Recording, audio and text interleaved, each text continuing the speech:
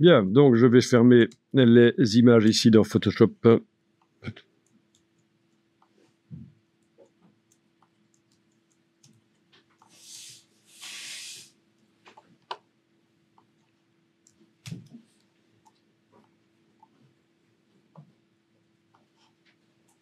Donc, test HDR contient quelques séquences faites avec un appareil photo, donc reflex avec fonction bracketing. Honnêtement, les différences sont trop fortes entre les photos. La dernière là est trop foncée, la première est trop claire. Donc il y a vraiment que les photos, les trois du milieu, qui sont exploitables pour faire du HDR. Méfiez-vous de certains appareils photo qui annoncent qu'ils font du HDR, et en réalité, le HDR, c'est en effet l'appareil photo fait plusieurs photos, mais il les combine en interne en une seule. Typiquement, Panasonic propose ça. Vous avez du HDR, mais vous ne pouvez pas récupérer les photos séparées dans Photoshop ou pour les utiliser dans d'autres logiciels. Donc, attention, quand un appareil annonce qu'il fait du HDR, ça ne veut pas nécessairement dire que vous allez avoir des fichiers séparés au final sur l'ordinateur. Bon, ce qu'ils annoncent, c'est qu'ils font du bracketing. Hein. Vous voyez ce que c'est. On fait varier l'exposition, enfin la lumière dans plusieurs photos de suite, en faisant varier la sensibilité du capteur et ou la vitesse. Mais en tout cas, ce qu'on ne fait pas varier, c'est l'ouverture diaphragme, parce que sinon, ça nous ferait des profondeurs de champ différentes dans chaque photo, et pour faire du HDR après, c'est foireux, ça.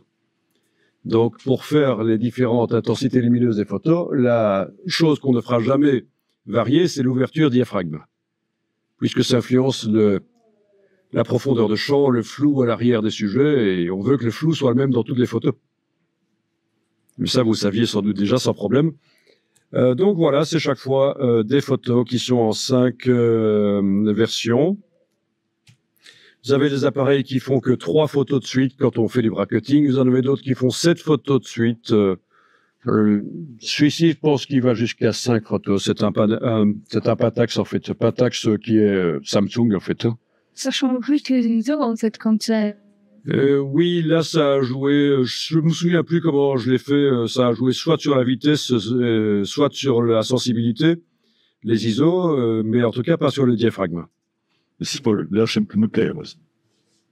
Pour les caractères, tu veux pas m'ouvrir les fichiers. Il veut pas t'ouvrir les fichiers. Il est. Ah, c'est du DNG. Il les ouvre peut-être dans Camera Raw, en fait. Bon. Alors, on va essayer de faire du HDR avec ça. Le dernier Camera Raw intègre la fonction HDR, mais je la trouve un peu pourrie, donc je vais faire avec le HDR de Photoshop, qui n'est pas extraordinaire. Hein. C'est pas pour faire du HDR créatif. Si vous voulez faire du HDR plus créatif, vous avez d'autres logiciels qui permettent de faire ça. Photoshop, il va combiner les photos pour obtenir une image à grande plage dynamique, puisque c'est ce que ça veut dire HDR, High Dynamic Range. Alors, dans Fichier, automatisation, fusion HDR Pro. Dans Photoshop, fichier automatisation, fusion HDR Pro. Vous allez chercher donc les fichiers là où ils sont. C'est-à-dire dans le dossier d'aujourd'hui, dans Test HDR. Et je vais évidemment prendre des fichiers qui sont faits pour fonctionner ensemble. Logique, hein?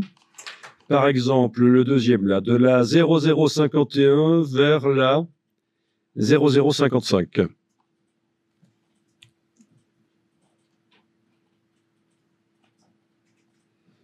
L'appareil est réglable pour faire du RAW, de Pentax ou du DNG. Là aussi, les appareils, certains sont réglables pour faire directement un RAW universel, donc celui de Adobe, le DNG, le Digital Negative.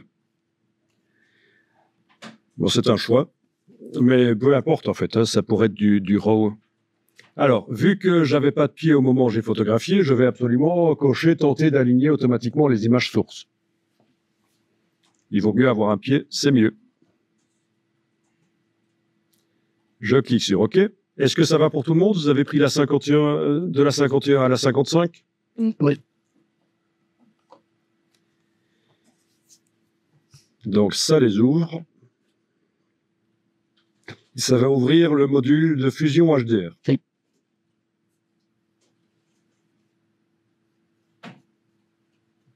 Voilà. Pas encore. Là. OK. Et donc, vous avez les valeurs d'exposition, ici, par rapport au 0 qui est la photographie normale. On voit qu'on a assombri ou qu'on a éclairci. Donc, c'est le bracketing de l'appareil photo qui a fait ça automatiquement. Il a pris 5 photos à la suite en 2 secondes.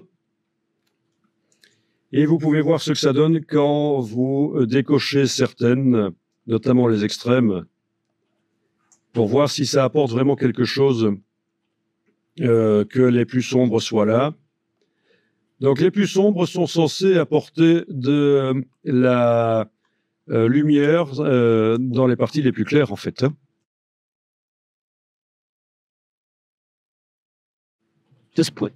Et les plus clairs sont censés apporter du détail dans les parties les plus foncées. Alors oui, étant donné que ça bouge, hein, forcément, le bateau continuait à avancer pendant que les photos se prenaient, c'est quand même gonflant. Je lui ai demandé d'arrêter, j'ai gueulé, mais rien entendu. Pourtant, ils m'ont vu, hein, ils sont sortis, ils m'ont regardé, mais ils n'ont rien foutu. Vous cochez, supprimez les décalages. Voilà, et c'est assez génial. Et donc, c'est les statistiques, en fait. Hein. C'est les statistiques qui entrent en jeu. Et même j'allais dire le bateau, l'avion, l'hydravion, là, qui bougeait à cause de la flotte, ben après, il ne bouge plus. Hein, c'est mis en place. Ici, vous avez la possibilité, vous voyez avec les curseurs, de modifier, d'améliorer le HDR sur base d'une image qui est extrêmement riche, puisqu'en fait, ce sont 5 RAW qui sont combinés. Vous avez le réglage des courbes ici, possibilité d'ajouter des points et bouger. Mais vous avez aussi la possibilité, plutôt que de récupérer au final une image 16 bits par couche, de dire non, je veux une image qui intègre vraiment le maximum de choses, une image 32 bits. Donc à la place de 16 bits, si vous choisissez 32 bits, il y a beaucoup moins de réglages parce qu'en fait, le principe, c'est que vous allez les faire après, quand vous voulez. Oui, là, on a possibilité de terminer dans Camera Raw. Bon, ben, je clique sur créer un virage Adobe Camera Raw. Donc, ça va ouvrir le module de retouche des images RAW de Photoshop, Camera Raw, donc le concurrent de Lightroom. C'est moins bien, hein, c'est sûr. C'est juste un petit truc qui continue à évoluer de sa belle vie. Pour ceux qui veulent pas faire du Lightroom ou autre chose, ils ont dans Photoshop un module de développement RAW avec différents onglets. Voilà, pour corriger les choses. Bien, donc principalement, je vais jouer sur l'exposition. Donc le premier onglet, exposition, peut-être la température.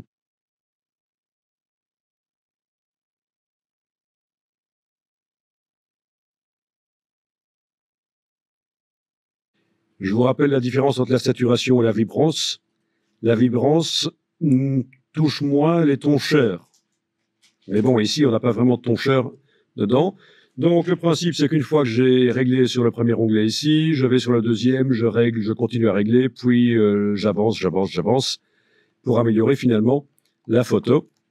Mais je vais me contenter du premier onglet ici et je clique sur OK. Voilà. Et on obtient une image 32 bits par couche, image mode 32 bits par couche. Donc c'est une image extrêmement riche au niveau des nuances qu'elle contient. On va pouvoir faire des réglages extrêmes et ça va pas se dégrader.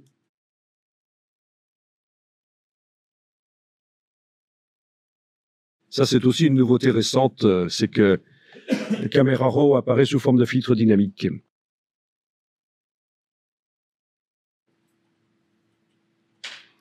À un certain moment, pour utiliser l'image ailleurs que dans Photoshop, il faudra la convertir en 16 bits par couche. Gardez toujours la version 32 bits, on ne sait jamais.